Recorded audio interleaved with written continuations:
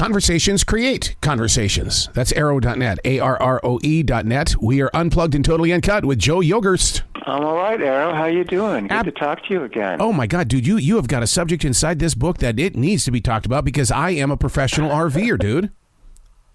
Are you really? Wow. Well, you're way ahead of me. I'm just an amateur RVer. I'm an RV rookie. Yeah, but you got to love it being out there on the road because you're constantly searching for new places to grow. And I'm telling you, this book really opened up my imagination. Great. That's the whole idea, is to give you ideas about where you want to go with your RV or with your 2 feet or with your SUV or car. So. Where did you come up with the idea to do this? I mean, were you out there on the road and you said, you know what, I don't want to go to Google. I want some place where I can see some pretty pictures and make up my own mind. How I came up with the book idea? Yeah. Well, I have to be honest and say it wasn't me. It was National Geographic. It was the editors there in the book division. I was working on a book on global cities, and this little thing called COVID came along. Yeah. Perhaps you've heard of it. Yeah. And they said, stop working on the cities book. Nobody can travel internationally anymore. So for 5 weeks, I did nothing. They basically furloughed me. And then they said, you know, we think people are going to travel domestically. Mm-hmm. Why don't you do a book on camping and cabins and glamping and things like that? And I said, sure, because that'll get me out of the house and get me writing again and get me traveling again. So it was their idea, but I had to fill in the blanks. I mean, it was just they said you have to have 10 places in all 50 states plus Puerto Rico and the Virgin Islands, and then places in about 10 Canadian provinces. And so I then spent quite a bit of time researching before I hit the road, because I had to, you know, a lot of states, you know, I was familiar with road trips and national parks and things like that from before, but not necessarily where all the great campgrounds were. Mm-hmm. So it took a lot of research and then hitting the road again. And first with just a tent and, you know, my old Dodge Durango and a tent and a Coleman stove and my sleeping bag. And then I rented my first ever RV for a road trip through Utah to cover 5 national and 5 state parks there, which was a really interesting experience doing it for the first time. Driving a vehicle that's 28 feet long. That's why I laugh. I mean, oh, you know, yes, that often seems to have a mind of its own. And doing it with my whole family, with my wife and my 2 daughters, and I'm preaching to the converted here that when you're up at 8,000 feet in the summer, it's not a big deal because it's cool at night. But when you're in Moab, Utah, and it's 110 outside, yeah. the RV never gets cooler than 90 degrees inside. You know, and the family gets a little irritated with each other when it's 90 degrees in an enclosed space.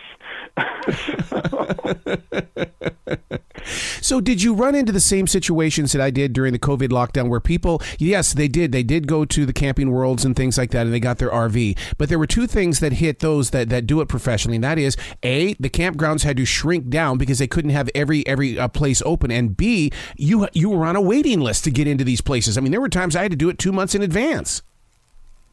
Yeah, but I have experienced that before. During the Parks book a couple years ago, well, even before that, I just, you know, I knew from experience living out west that to get a campsite in a major national park in the summer is almost impossible, right, unless you do it a year before or you're lucky with the lottery, things like that.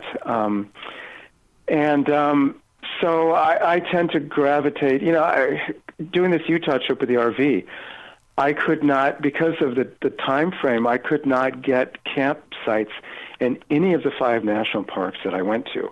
But I could get campsites in nearby state parks. Mm-hmm, mm-hmm. And that was the lifesaver. And some of those state parks in Utah, like Kodachrome Basin and Dead Horse Point, would be national parks if they were anywhere else.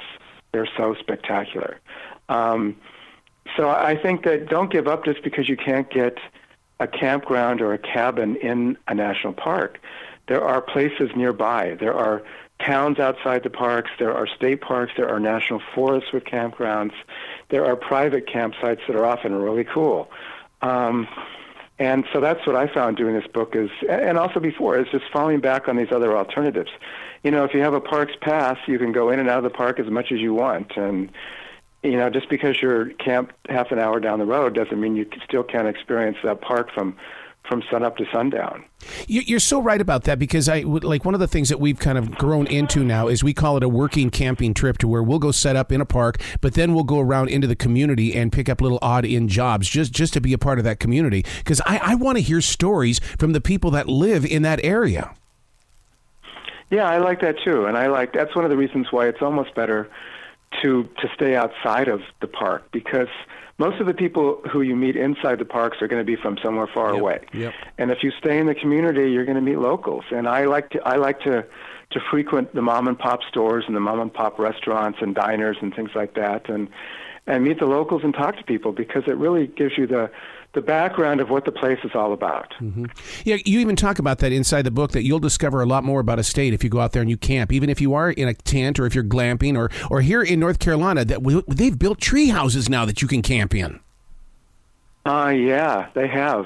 It's one of the new trends in camping, actually, is tree houses. They've come a long way from the first time I stayed in a treehouse about 20 years ago that looked really cool online, but when I got there, it rained the whole time and I had a leaky roof, and after 2 nights, my wife and I moved out into a local hotel.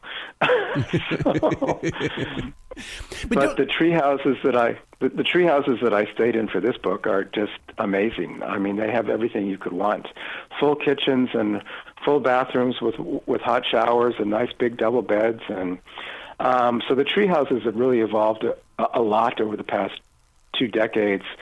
And they're really cool places to experience the outdoors in the wilderness now. Wouldn't you say that the book 50 States, 500 Campgrounds is the Julia Child's book because people are going to go and they're going to see your pictures and try to hit every one of the places that you did. You have a recipe of escape. Wow, Julia Childs, that's a big comparison. I guess if they're going to fix all the meals or hit all the campgrounds, yes. And I try to, unfortunately, these books are not big enough to include maps, but you can actually map these campgrounds out for each state and start at one end and go to the other end of a state. Like in North Carolina, it starts at Carolina Beach State Park near Wilmington and ends up at River's Edge Treehouse Resort in the Smoky Mountains. And if you link them all together on a Google map, you can camp your way across the whole state of North Carolina. And you can do that in each state, either as a kind of a squiggly line or as a whole loop around a state. One of the greatest things about camping is the fact that I turn the outdoors not only into my living room, but I also turn it into my kitchen, because I love cooking outside. And man, there's just something about the flavor. What did you experience? I'm a real, as they say in Britain, a real piker, which means basically, if you know what that means, I love hot dogs roasted over an open fire. Yep. And marshmallows. Forget the graham crackers and the chocolate. I'll just go for the roasted marshmallows. But my family is not that way, and they like to prepare meals at home, which they then freeze and we take on the road with us. We have one cooler that's just for drinks and one cooler that's just for frozen meals. And one of my favorites is homemade chili with just a bit of a bite to it, and which is really easy to make and to heat up over either on your RV stove or on a pot over a campfire, right? We've done it both ways. And burgers are really easy to make too, things like that. You don't have to get fancy. Although I have camped with people who do that. Back when my kids were elementary school age, we were in the Y Guides program, and we used to go camping with a couple guys who owned restaurants, and they would actually bring these big plates of food directly from the. One guy owned a Mexican restaurant, so he used to cater our campsites, our campgrounds, with Mexican food from his restaurant and things like that. So, but it wasn't prepared over a campfire. I mean, he brought it straight from the kitchen, and So you can do it different ways. You can get fancy, or you can get basic, like just with basic hot dogs, weenies on a stick. So. I've even seen Amazon show up at a campsite, and it's like, you've got to be kidding me. But people, when they're living out there on the road, I mean, that's what it is. They're still a part of what's going on in the real world. Yeah, it's nice to be off the grid. A lot of campsites are already offer Wi-Fi and things like that. I don't really think that's necessary. I think one of the great things about going camping or glamping or cabining is that you become disconnected from all of that noise that's out there on television and on your computer and maybe even in your office or your neighborhood. I think one of the reasons that we like to get out there is to get away from that. So true. And one of the things that you bring up Wi-Fi, that was a Beatles moment for me, because before I got my little Wi-Fi pack, I mean, I was sitting there trying, I struggled every night with the antenna, but nowadays I'm sitting there watching Hulu and Netflix and all those things thanks to the Wi-Fi. Well, you should be reading a book. That's what my wife does. or playing the guitar around the campfire. That's what Ted Nugent's new song is all about, dude. It's a song about campfires and campgrounds. Okay, well, he's an Upper Michigan guy, so he grew up on those lakes up there. So, that's what I think it's all about. For the first day, maybe I missed my Wi-Fi, but after that, it's like, no, I live most of my life without this. I can go without it for a week or two. So, but yeah, I think that's one of the joys. Is the only thing I got to say, what's really, really good to have, if you're an avid hiker, is the All Trails app on your smartphone. Got it. Yep. Because you don't need Wi-Fi for it, because it's GPS enabled and satellite enabled, but it's an invaluable tool, especially if you're on pretty sketchy trails and places you've never hiked before. And if it gets dark and you want to know where you are, that's been a real lifesaver for my family, is All Trails app on the smartphone, hiking in weird places in the dark, trying to get back to where you camped. That's so interesting that you bring that up, because we've been on some of those big trails and we've had rangers walk up to us going, hey, look, there's about an hour and a half left of sunlight. I think you guys need to go back. How long have you been back here? And we'll go like 3 hours, and they'll go, well, that's going to be 3 hours back. Remember that, guys. And I mean, I love it when the rangers in these state parks really do take care of their guests.